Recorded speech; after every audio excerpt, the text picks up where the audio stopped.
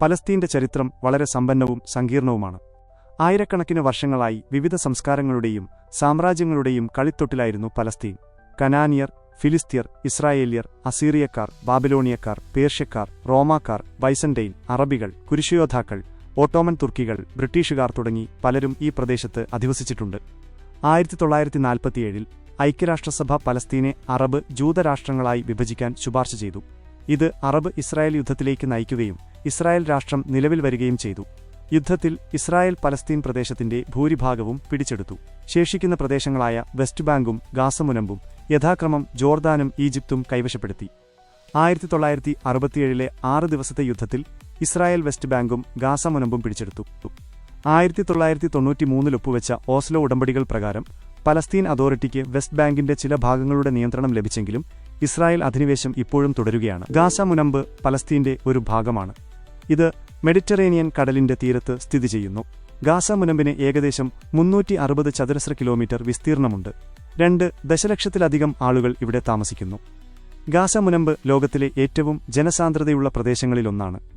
ഗാസമുനമ്പ് നിലവിൽ ഹമാസിന്റെ നിയന്ത്രണത്തിലാണ്. 2007 ഹമാസ് ഫതാഹ് ഗ്രൂപ്പിൽ നിന്ന് ഗാസയുടെ നിയന്ത്രണം പിടിച്ചെടുത്തു. അതിനുശേഷം ഹമാസ് ഗാസയിൽ ശക്തമായ സൈനിക സാന്നിധ്യം സ്ഥാപിച്ചു. ഇസ്രായേൽ ഗാസ മുനമ്പിന്റെ അതിർത്തികളും വ്യോമാതിർത്തിയും നിയന്ത്രിക്കുന്നു. ഇസ്രായേലും പലസ്തീനും തമ്മിലുള്ള സംഘർഷം ഇന്നും നിലനിൽക്കുന്നു. ഇരുവിഭാഗങ്ങളും തങ്ങളുടെ അവകാശവാദങ്ങളിൽ ഉറച്ചുനിൽക്കുന്നു. സമാധാനപരമായൊരു പരിഹാരം കണ്ടെത്താനുള്ള ശ്രമങ്ങൾ തുടരുകയാണ്. വെസ്റ്റ് ബാങ്ക്, കിഴക്കൻ ജെറുസലേം എന്നിവയെ സംബന്ധിച്ചിടത്തോളം ഇസ്ലാമിക പാരമ്പര്യത്തിൽ മുഹമ്മദ് നബി സ്വർഗ്ഗത്തിലേക്ക് യാത്ര തിരിച്ച സ്ഥലമെന്ന നിലയിൽ അൽ അക്സ പള്ളി സ്ഥിതി ചെയ്യുന്നതിനാൽ മുസ്ലിങ്ങൾക്ക് ഇത് വളരെ പ്രധാനപ്പെട്ട സ്ഥലമാണ്. ക്രിസ്ത്യാനികളെ സംബന്ധിച്ചിടത്തോളം യേശുക്രിസ്തു ജനിക്കുകയും ജീവിക്കുകയും ചെയ്ത സ്ഥലമെന്ന നിലയിൽ ഇത് വളരെ പ്രധാനപ്പെട്ട സ്ഥലമാണ്. ജൂതന്മാരെ സംബന്ധിച്ചിടത്തോളം അവരുടെ പുരാതന ആരാധനാലയമായിരുന്ന ജെറൂസലേം ദേവാലയത്തിന്റെ ശേഷിപ്പായ വെസ്റ്റേൺ വാൾ ഇവിടെ സ്ഥിതി ചെയ്യുന്നതിനാൽ ഇത് വളരെ പ്രധാനപ്പെട്ട സ്ഥലമാണ്. 3 മതങ്ങളും ഈ സ്ഥലത്തെ ഒരുപോലെ ബഹുമാനിക്കുന്നു. എങ്കിലും ഈ സ്ഥലത്തിന് മുസ്ലിങ്ങൾക്ക് കുറച്ചുകൂടി പ്രാധാന്യമുണ്ട്. ഇസ്ലാമിൽ ഈസാ നബി, മൂസാ നബി, ഇബ്രാഹിം നബി എന്നിവരെ പ്രവാചകന്മാരായി അംഗീകരിക്കുന്നുണ്ട്. ആദം നബി മുതൽ മുഹമ്മദ് നബി വരെയുള്ള എല്ലാ പ്രവാചകന്മാരെയും മുസ്ലിങ്ങൾ വിശ്വസിക്കുകയും ബഹുമാനിക്കുകയും ചെയ്യുന്നു. ഈ പ്രവാചകന്മാരെല്ലാം ദൈവത്തിൽ നിന്നുള്ള സന്ദേശങ്ങൾ മനുഷ്യർക്ക് എത്തിച്ചവരാണ് എന്നാണ് ഇസ്ലാം പഠിപ്പിക്കുന്നത്. ഇസ്രായേലികൾ എന്ന് വിളിക്കപ്പെടുന്നവർ ഇസ്ലാമിലെ യാക്കൂബ് നബിയുടെ പരമ്പരയിൽപ്പെട്ടവരാണ്. അവരും യഥാർത്ഥത്തിൽ മുസ്ലിങ്ങളായിരുന്നു. ഉമർ ബിൻ ഖത്താബ് ഫലസ്തീൻ കീഴടക്കിയപ്പോൾ ജൂതന്മാരെ തിരികെ കൊണ്ടുവന്നു. മുസ്ലിങ്ങൾക്കും ക്രിസ്ത്യാനികൾക്കും ജൂതന്മാർക്കും ഒരുമിച്ച് താമസിക്കാനുള്ള സൗകര്യമൊരുക്കി.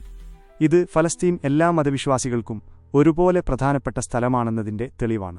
ഉമർ ബിൻ ഖത്താബിന് ശേഷം പലസ്തീൻ ഉമവി ഖിലാഫത്തിന്റെ കീഴിലായി.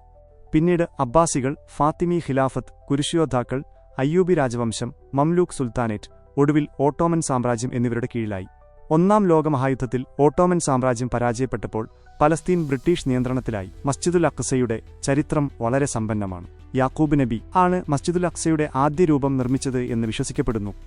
റോമാക്കാർ ഈ പ്രദേശം കീഴടക്കിയപ്പോൾ മസ്ജിദ് ഒരു റോമൻ ക്ഷേത്രമായി ഉപയോഗിച്ചു. ഉമർ ബിൻ ഖത്താബ് പലസ്തീൻ കീഴടക്കിയപ്പോൾ മസ്ജിദ് വീണ്ടും മുസ്ലിം പള്ളിയായി മാറി. പിന്നീട് ഉമവി ഖിലാഫത്തിന്റെ കാലത്ത് ഇത് വിപുലീകരിച്ചു. കുരിശുയോദ്ധാക്കൾ ഈ പ്രദേശം പിടിച്ചടക്കിയപ്പോൾ മസ്ജിദ് ഒരു പള്ളിയായി ഉപയോഗിച്ചു. പിന്നീട് സലാഹുദ്ദീൻ അയ്യൂബി ഇത് തിരികെ പിടിച്ചു. ഓട്ടോമൻ സാമ്രാജ്യത്തിന്റെ കാലത്ത് മസ്ജിദ് കൂടുതൽ വിപുലീകരിച്ചു. 1967 6 ദിവസത്തെ യുദ്ധത്തിൽ ഇസ്രായേൽ കിഴക്കൻ ജെറുസലേം പിടിച്ചെടുത്തു. ഇപ്പോൾ മസ്ജിദ് ഇസ്രായേലിന്റെ നിയന്ത്രണത്തിലാണ്.